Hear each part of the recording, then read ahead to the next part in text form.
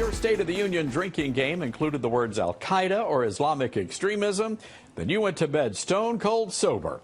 President Obama refused to acknowledge last night that Islamic extremism is even a thing. Instead, he said the greatest threat facing America is climate change.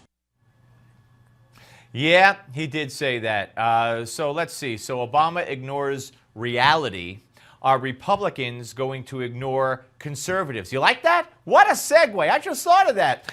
Kurt Schlichter, trial lawyer, author, and columnist at Breitbart.com and townhall.com, has a great piece out that I saw at Town Hall, and it's called Ignoring Conservatives Equal President Hillary. Kurt, welcome, sir. Hey, great to be back. Well, great to talk to you again. All right, so they do this at their own peril, but I got to tell you, in 08, they ignored conservatives. In 012, they ignored conservatives. And they're, at the end of the last Congress, they ignored conservatives. I don't see how it's going to change. Yeah, I'm getting a little tired of being in the Charlie Brown kicking the football party, Steve. I don't know what I don't know what happens when you go back to Washington. Maybe there's something in the water that makes your IQ drop. I don't know. But this is crazy talk. The conservatives are the Republican Party. You need to talk to us. No, absolutely. And of course, the first thing that Mitch McConnell said right after he won election, campaigning on all kinds of change and all kinds of toughness with the president, was there will be no government shutdown. And what does that mean? That means, Mr. President, whatever you want, you will get. And in fact, they gave it to him in that Omnibus bill.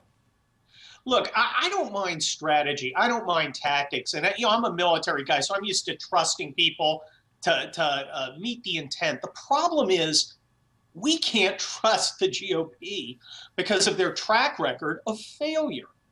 All right, now, if they had a record of fighting this guy and winning and doing what they say they were going to do, we might say, well, maybe not voting on amnesty this month. I don't know, but I'm going to trust them because they've proven themselves in the past. Well, they haven't proven themselves in the past except to not do what they say they're going to do. And that's why they're getting all this heat. And that's why us conservatives are getting mad. And you talk about in your piece that we hear so much about how this is not the same, your father's Democratic Party, and that's true whether you go back from Kennedy or the point of reference is even Clinton. It's changed so far to the left. But this can't be the same Republican Party. You point out, I think you say you can't give the same speeches with the rubber chicken dinners. And you point out, and I'm glad you did this, because Andrew Breitbart was a great man, and I was privileged to have interviewed him many, many times, right up until his untimely death. And you point to him and say that Republicans or the next presidential candidate from the party can learn in one regard from him. Exactly. Look, you've got to use technology to reach out to conservatives. When was the last time you saw John Boehner going out and making the rounds of the best-known conservative sites? The sites where the people who stuff the envelopes, who knock on doors, where those people go out and read. Where do you see Boehner? No, you don't see him. Maybe he'll talk to the Washington Post. Maybe he'll get up in front of the network cameras. Talk to your people. Look, as an Army leader, I didn't sit in an office and tell people, go out and make this all happen for me. I was there. I walked up to privates. I walked up to sergeants. I went where the people were. That's what you do when you're a leader. Well, let me correct myself, when you're a good leader.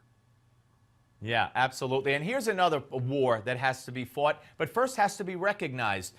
The media. Whoever the Republican candidate will be and vice president candidate, they are at war with the media. And if they don't have advisors who accept that and embrace that and combat that, they're going to lose again. Look what they did to Joni Ernst after she gave her speech. Look what Keith Olbermann tweeted out. Look what Rosie O'Donnell said. Look what Emily's List said. And that's just the beginning. Why? Simply because she's a Republican woman who has a future. And they did it to Palin, and they'll do it to any conservative woman and any presidential candidate. Exactly. The mainstream media is our opponent. And as soon as you understand that, you can start dealing with them. You only engage them when it's on your terms, when it's on your ground, your battlefield, for your benefit. Why should we go on the Sunday shows unless it's something that, what's in it for us? When I negotiate as a lawyer, that's my first question. What's in it for my client? Why would my client do that?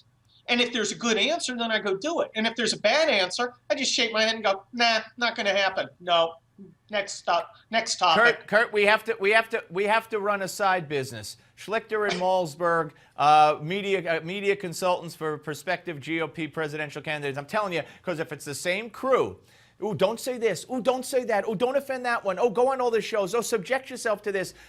They're done. They're just done. And I'm glad not too many people say the right thing and understand it the way I believe I do. And I'm glad, and I'm not surprised that you do. Great talking to you again, sir. Thank you.